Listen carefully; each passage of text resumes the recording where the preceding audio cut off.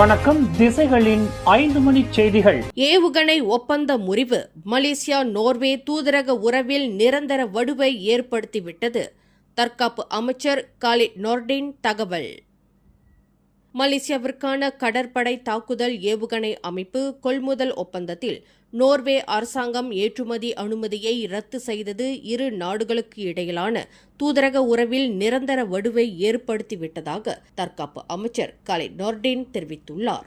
சிங்கப்பூரில் நடைபெற்று வரும் ஷங்கரிலா பாதுகாப்பு மாநாடு 2026 கலந்து கொண்ட காலிட் நோர்டின் அங்கு நோர்வே நாட்டின் தற்காப்பு அமைச்சர் தோரேவோ சன்விக்குடன் இருதரப்பு பேச்சுவார்த்தை நடத்தினார். அப்பேச்சுவார்த்தையில் கொள்முதல் ஒப்பந்தம் ரத்து செய்யப்பட்டதற்கு மலேசியா கோரியுள்ள இழப்பீடு குறித்த விவகாரம் தோரேவோ சன்விக்குடன் விவாதிக்கப்பட்டதாகவும் அவர் அதனை நோர்வே அரசாங்கத்தின் கவனத்திற்கு கொண்டு செல்ல உறுதியளித்துள்ளதாகவும் காலிட் நோர்டின் குறிப்பிட்டுள்ளார். மேலும் மலேசியாவுடன் நோர்வே உண்மையிலேயே தொடர்ந்து நல்லுறவை பேணவும் நட்பை பாதுகாக்கவும் விரும்பினால் கொள்முதலுக்காக செலுத்திய தொகைக்கான இழப்பீட்டிற்கு முன்னுரிமை அளித்து நடவடிக்கை எடுக்க வேண்டும் என்றும் காலிட் நோர்டின் வலியுறுத்தியுள்ளார்.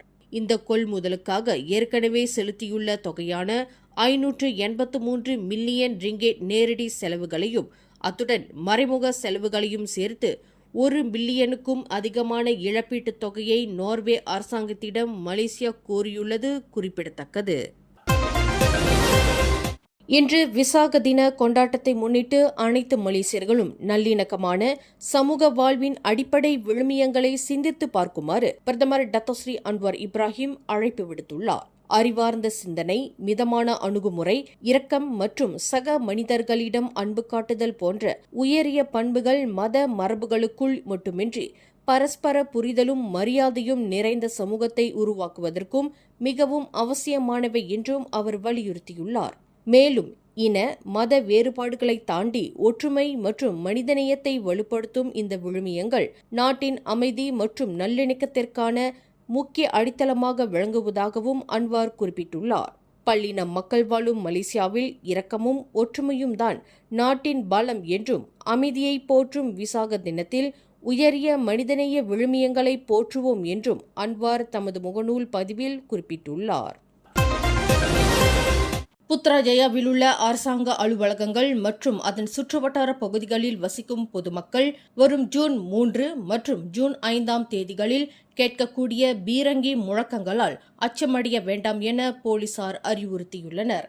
மாட்சிமை தங்கிய மலேசிய மாமன்னர் சுல்தான் இப்ராஹிமிற்கு அரச மரியாதை செலுத்தும் விதமாக நடைபெறும் trooping of the colours parade எனப்படும் கொடிவண்ண அணிவகுப்பு நிகழ்ச்சியை முன்னிட்டு மலேசிய ஆயுதப்படையினர் சடங்கு முறையிலான பீரங்கி வணக்கத்தை செலுத்த உள்ளனர். இதுகுறித்து புத்ராஜயா மாவட்ட போலீஸ் தலைவர் ஐடி ஷா முகமது வெளியிட்டுள்ள அறிக்கையில் வரும் ஜூன் 3 தேதி காலை 8:30 மணிக்கு நடைபெறும் முழு ஒத்திகையின் போது 2 பீரங்கி குண்டுகள் வெடிக்கப்படும் என்று தெரிவித்துள்ளார். அதேவேளையில் வரும் ஜூன் 5 தேதி நடைபெறும் அதிகாரப்பூர்வ நிகழ்ச்சியின் போது 21 பீரங்கி குண்டுகள் ஒரே நேரத்தில் முழங்கப்பட உள்ளதாகவும் அவர் குறிப்பிட்டுள்ளார். இந்த நிகழ்வு புத்ராஜயா பிரிசின் 1 அமைந்துள்ள டத்தரான் பாலாவான் நகாராவில் நடைபெற உள்ளதாகவும் அறிவிக்கப்பட்டுள்ளது. மலேசியாவுக்கான கடற்படை தாக்குதல் ஏவுகணை அமைப்பிற்கான ஒப்பந்தம் ரத்து செய்யப்பட்ட விவகாரத்தில் உலகின் முக்கிய சக்திகள் கடைபிடித்து வரும் கண்டுகொள்ளாத மௌனம் கவலைக்கிடமானது என தற்காப்பு அமைச்சர் காலிட் நோர்டின் கடுமையாக விமர்சித்துள்ளார். கடந்த வெள்ளிக்கிழமை முதல் சிங்கப்பூரில் நடைபெற்று வரும் ஷங்கரிலா பாதுகாப்பு மாநாட்டில் உரையாற்றிய அவர் சர்வதேச ஒப்பந்தங்களின் நம்பகத்தன்மைக்கு இந்த செயலானது ஆபத்தான முன்னுதாரணமாக அமையும் என்றும் எச்சரிக்கை விடுத்துள்ளார். மலேசியாவிற்கான ஏவுகணை கொள்முதலில் சில தொழில்நுட்பங்களுக்கான ஏற்றுமதி அனுமதிகளை நார்வே அரசாங்கம் ரத்து செய்ததை தொடர்ந்து இரு நாடுகளுக்கும் இடையே தூதரக ரீதியிலான பதற்றம் ஏற்பட்டுள்ளது.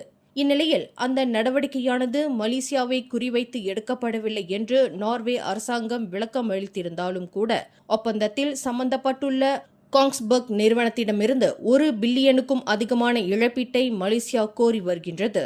இந்த விவகாரத்தில் உலக நாடுகள் மௌனம் காத்து வருவது சில நாடுகள் அனைத்துலக சட்டங்களுக்கு அப்பாற்பட்டவை என்ற ஆபத்தான எண்ணத்தை உருவாக்குவதாகவும் அமைச்சர் காலிட் நோர்டின் தெரிவித்துள்ளார். கோலாலம்பூர் அனைத்துலக விமான நிலையம் முனையம் ஒன்றில் உள்ள ஏரோட்ரெயின் சேவையானது நாளை ஜூன் 1ஆம் தேதி முதல் மீண்டும் 24 மணி நேரமும் செயல்பட தொடங்கும் என்று போக்குவரத்து அமைச்சர் லோக் சியோஃபோக் உறுதிப்படுத்தியுள்ளார். தரை பொது போக்குவரத்து ஏஜென்சியான அப்பாட்டுடன் இணைந்து செயல்படுத்தப்பட்ட இந்த விரிவான நடவடிக்கை திட்டம் நிறைவடைந்ததுடன் சுயாதீன ரயில்வே மதிப்பீட்டாளர்களின் ஆய்வும் வெற்றிகரமாக நிறைவடைந்துள்ளதாகவும் அவர் குறிப்பிட்டுள்ளார். மேலும் ஏரோட்ரெயின் சேவையின் செயல்பாடுகளை அப்பாட் தொடர்ந்து கண்காணித்து ஒழுங்குமுறையை மேற்பார்வையிடும் என்றும் சேவை தரத்தை பராமரிக்கும் முழு பொறுப்பும் மலேசிய ஏர்போர்ட்ஸ் ஹோல்டிங்ஸ் பிரஹாட் நிறுவனத்திடமே இருக்கும் என்றும் லோக் சியோஃபோக் இன்று வெளியிட்டுள்ள அறிக்கையில் தெரிவித்துள்ளார்.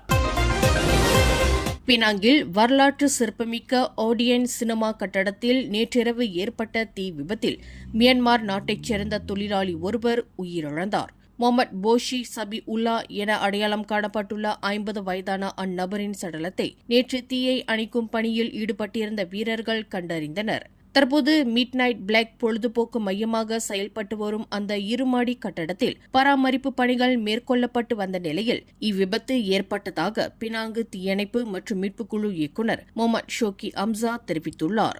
நேற்றிரவு 10:28 மணியளவில் தீயானது கட்டுக்குள் கொண்டு வரப்பட்ட நிலையில் அக்கட்டிடமானது 70 விழுக்காடு தீயில் எரிந்தது குறிப்பிடத்தக்கது. போர்ட் கிளைங் பகுதியில் உள்ள செரி பிராந்தாவ் அடுக்குமாடி குடியிருப்புக்கு அருகே நேற்று சில தரப்பினரிடையே நடந்த தடியடி தாக்குதல் தொடர்பாக 5 பேர் கைது செய்யப்பட்டுள்ளனர். சமூக ஊடகங்களில் நேற்று வைரலான காணொலி ஒன்றில் சிலர் தடிகளைக் கொண்டு ஒருவரையொருவர் தாக்கும் காட்சிகளும் பலர் அருகில் நின்று அதனை வேடிக்கை பார்க்கும் காட்சிகளும் பதிவாகியுள்ளன. இச்சம்பவம் தொடர்பாக மாலை 4 மணியளவில் போலீசாருக்கு புகார் கிடைத்ததைத் தொடர்ந்து விசாரணை மேற்கொள்ளப்பட்டதாக கிளெங் ஸ்லாத்தான் மாவட்ட போலீஸ் தலைவர் லிம் ஜிட்வே தெரிவித்துள்ளார். அதன் அடிப்படையில் 18 முதல் 47 வயதிற்குட்பட்ட 5 உள்ளூர்வாசிகள் கைது செய்யப்பட்டதாகவும் அவர் குறிப்பிட்டுள்ளார். இவ்வழக்கானது குற்றவியல் சட்டம் பிரிவு 148 கீழ் பதிவு செய்யப்பட்டு விசாரணை செய்யப்பட்டு வருகின்றது. மேலும் செய்திகளை தெரிந்து கொள்ள கீழே இருக்கும் பெல் பட்டனை அழுத்துங்கள்.